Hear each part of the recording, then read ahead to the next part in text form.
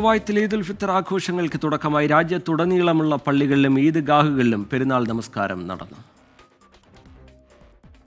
തക്ബീർ ധ്വനികളാൽ മുഖരിതമായ പ്രഭാതത്തിൽ കുവൈറ്റിലെ വിശ്വാസി സമൂഹം പെരുന്നാൾ നമസ്കാരത്തിനായി ഒത്തുചേർന്നു. പ്രാദേശിക സമയം രാവിലെ 5:56 പെരുന്നാൾ നമസ്കാരം നടന്നത്.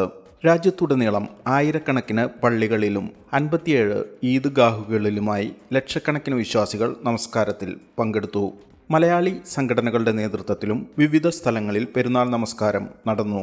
കുവൈറ്റ് കേരള ഇസ്ലാഹി സെന്ററിന്റെ നേതൃത്വത്തിൽ അബ്ബാസിയയിൽ നടന്ന ഈദ് നമസ്കാരത്തിന് പ്രസിഡന്റ് അബ്ദുൽ ലത്തീഫ് മദനി നേതൃത്വം നൽകി. സമൂഹത്തിൽ മതപരമായ ചിന്തകൾക്കപ്പുറം സാഹോദര്യത്തിന്റെയും സഹിഷ്ണുതയുടെയും വക്താക്കളാവുകയും അതോടൊപ്പം നിലവിൽ നമ്മുടെ സമൂഹത്തെ ഗ്രസിച്ചിരിക്കുന്ന മയക്കുമരുന്ന് എന്ന വിപത്തിനെതിരെ ഒരുമിച്ച് നിൽക്കേണ്ടതിന്റെ ആവശ്യകതയും അദ്ദേഹം ചൂണ്ടിക്കാട്ടി. നമ്മളെല്ലാവരും ഒരു സമൂഹമായി ജീവിക്കുന്നവരാണ്. ആ സമൂഹത്തിൽ വാങ്ങലും കൊടുക്കലും നടക്കണം.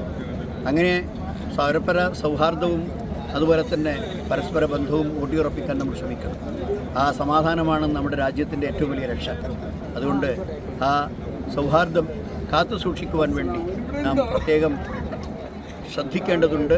അതിനുവേണ്ടിയുള്ള സാഹചര്യങ്ങൾ ഒരുക്കേണ്ടതുണ്ട്. നമ്മുടെ സമൂഹത്തിൽ നിന്ന് ലഹരി വിഭാടനം ചെയ്യണം. കാരണം അത് സമൂഹത്തെ നശിപ്പിക്കുന്നതാണ്. അതുകൊണ്ട് അതിനോടെല്ലാവരുടെയും സഹകരണം ആ വിഷയത്തിൽ ആവശ്യപ്പെടുകയാണ്.